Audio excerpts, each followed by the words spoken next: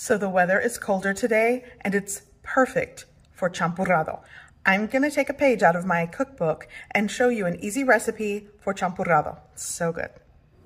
Okay, so here's the cookbook for those of you that are probably gonna ask in the comment section. You can find this online on Amazon, barnesandnoble.com, Walmart, and Target.com. Okay, so here's the recipe.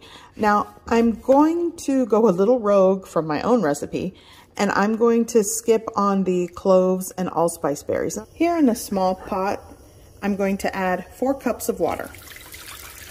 To that, I'm going to add 1 cinnamon stick and some piloncillo. 2 ounces of piloncillo is fine. If you want more, it really is to your preference how sweet you want this. And let that come up to a gentle boil or a simmer. Okay, so at this point, you can also add the allspice berries and the clove. I'm just going for simple today, so I stuck with just the cinnamon stick. Now I'm going to add 12 fluid ounces of whole milk, or a can of evaporated milk is typically what I use.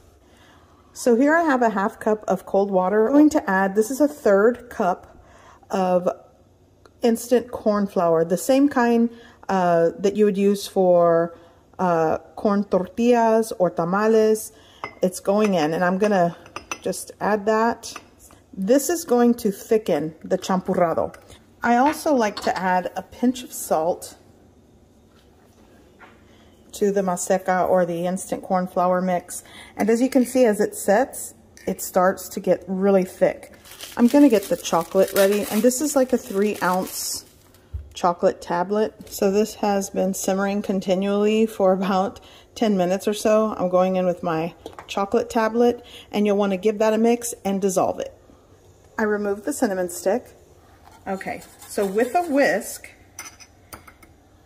and I want to show you, look how thick that is now because it's been sitting there. So with a whisk, I'm going to whisk in my little slurry of instant corn flour for masa and water mixture, and it's going to start to thicken up my champurrado. I'm going to actually do this, get that out of there. So I want to show you, once it starts to boil again and simmer, it's going to thicken. And at this point, it's pretty much done. I'm going to shut off the heat. Now, while the heat is off, I'm going to add some vanilla extract. A couple of teaspoons works.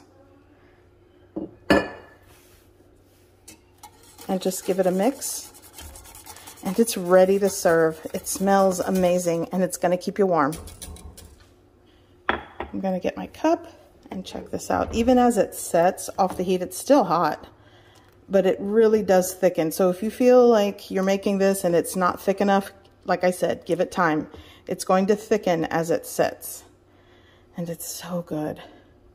It's truly one of my winter favorites when the weather gets colder.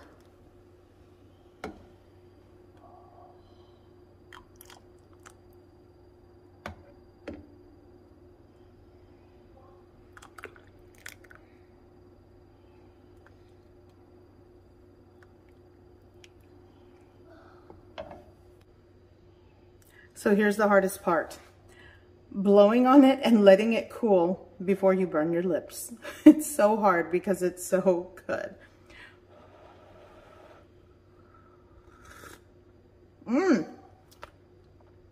So good, but so hot. But you should give it a try. It's gonna keep you warm. I hope you give this recipe a try. I hope you like it. And thanks for watching.